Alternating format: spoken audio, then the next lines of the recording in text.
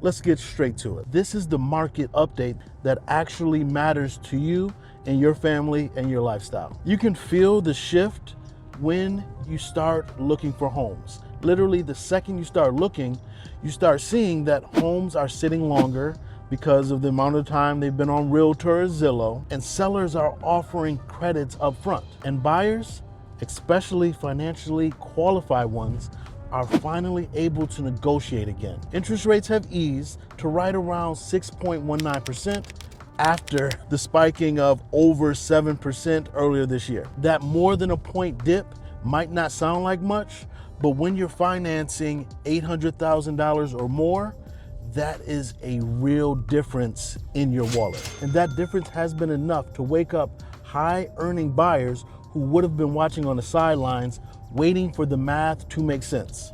One of my clients, I absolutely adore her. When we were looking for homes, she kept saying, the math isn't math. It's not gonna work. But we found a place and an interest rate where the math. And yes, she is a high income earner. So I understand it has to make sense. A lot of high earners, buying that next home is a convenience. It's not a necessity. And if it doesn't make sense, they're not gonna do it because they don't need to do it. But here's the thing. This isn't about just interest rates. It's about psychology. For the first time in years, buyers are waking up with confidence. They're submitting offers that are $25,000, $30,000, even $40,000 below the list price. And in some of those instances, they're winning, even on homes that just hit the market. Now, I have to caution you. If the home just hit the market and it's in an amazing neighborhood and it's a nice home, don't lowball. Every market's different. Consult your real estate professional to advise you how to go about doing that. But sellers now are playing ball. They're offering $10,000 for paint, for flooring, and even getting the HVAC done. Sellers are saying, let's skip the drama and just close. You see, that's not desperation, that's realism. Sellers have become realistic to the situation, unlike last year when they had their head in the sand, not realizing what was going on, and they wanted this insane price. Now, let's address what no one else is saying out loud: foreclosures, pre-foreclosures. They're not flooding the market, but they're quietly returning. A local appraisal just told me that she's done 6 pre-foreclosure appraisals in the last 3 weeks.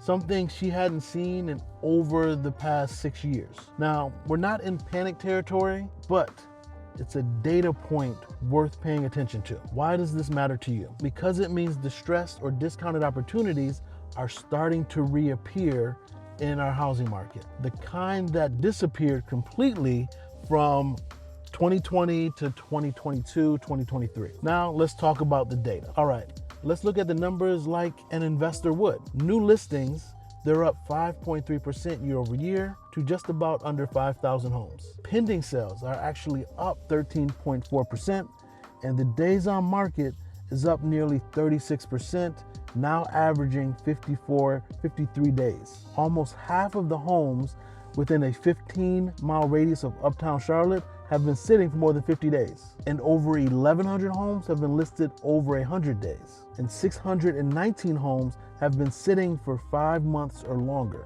That means there are tons of homes just waiting for you to make a savvy, smart offer. The average sales price is right around $505,000. That's slightly up from last year, but it's down $27,000 from the peak of this summer. The median price home in Charlotte is just under $400,000 at $397,000. And on average, homes are selling for 4.9% below list price. So that $1 million listing, you could be negotiating it down to about $950,000. That level of flexibility hasn't existed in the greater Charlotte area since about 2016, 2017. Now I want to go into what smart buyers are doing right now. You see, inventory is rising. There's about 3.3 months of supply. And as I said earlier, that's nearly 14% up year over year. We're not quite at a fully balanced market yet, but we're getting close. And if this trend continues, expect 5 to 15% price softening in certain zip codes over the next year or two. Now, hear what I said, 5 to 15%, not in the greater Charlotte area, but in certain zip codes, and that's over the next 1 to 2 years. Not immediately, not right away, and definitely not the whole area. And if we're smart about it, those homes that have been on the market for over 150 days, those homes are prime for negotiations. That's where savvy buyers, executives, business owners, investors are quietly picking up value. They're leveraging their strong financial profiles, quick closes, and clean terms to secure serious discounts. Now let's look at the bigger picture. Let's zoom out for a second. North Carolina, and Charlotte in particular, is still in expansion mode. Corporations are relocating here to the greater Charlotte area.